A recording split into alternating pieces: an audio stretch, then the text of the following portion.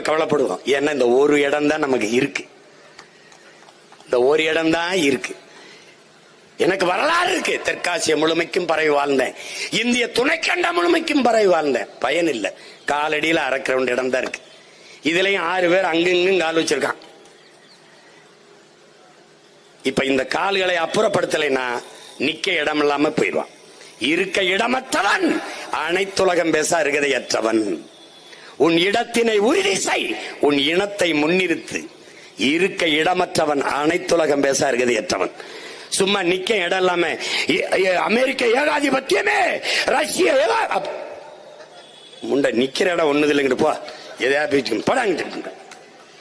என் தம்பி சொல்ற மாதிரி கோயம்புத்தூர்ல போய் அந்த வட இந்தியர்கள் கடை வச்சிருக்க இடத்துல பேட்டி கேட்கும்போது தமிழால வந்தா வேலை கொடுப்போம் சொல்றானே இல்லையா? சேலத்துல மளிகை கடை தேநீர் கடை வச்சிருக்கேன், முழுக்க ராஜஸ்தானி. நான் சொல்றது உனக்கு இப்ப புரியாது. நான் போதிக்கும் போது எது ஒன்றும் உனக்கு புரியாது, பாதிக்கும் போது புரியும் உனக்கு. நீ ரொம்ப நாள் நடக்காது தம்பி. இந்த தேர்தல் இவன் போட்டு இந்த எஸ்ஐஆர் மட்டும் செயல்படுத்திட்டான். 29 தேர்தல்ல அவன் தீர்மானிப்பான். நீ ஒண்ணு தள்ளி விடுவான், ஓட்டு போடாங்கிட்டுருவான். இது இந்தி பேசுற இன்னொரு மாநிலமாகும். நம்ம கிட்ட இருக்கிற பிரச்சனைகளை நீங்க புரிஞ்சுக்கணும்.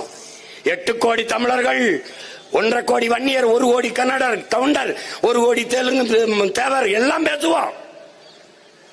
எத்தனை கோடி நீ இருந்தாலும் வன்னியர் 1.5 கோடியா? வன்னியனா நிக்க மாட்டா. ஒன்னா கவுண்ட 1.5 கோடியா? ஒன்னா நிக்க மாட்டாய். முக்குளத்தூர் கல்லர் மரவர் அகமுடையரா? நிக்க மாட்டாய். மரவனை நிறுத்தின அகமுடையர் போட மாட்டாய். கல்லனை நிறுத்தின மரவன் போட மாட்டாய். பறையரா ஒன்றாக மாட்டாய். நீ சாதியாபமும் நான் நிக்க மாட்டாய். நீ மொழி இனமாவும் நிக்க மாட்டாய். எப்படி உனக்கு வலிமை வரும்? ஆனால் அவன் 1.5 கோடி வட இந்தியன் என்றால் நீ தமிழ் என்று ஒரே மொழியில் ஒன்றாகவில்லை. அவன் இந்தி என்று ஒரே மொழியில் ஒன்னா நின்றுவான். நீ நான் சொல்றதை நீ நம்பல.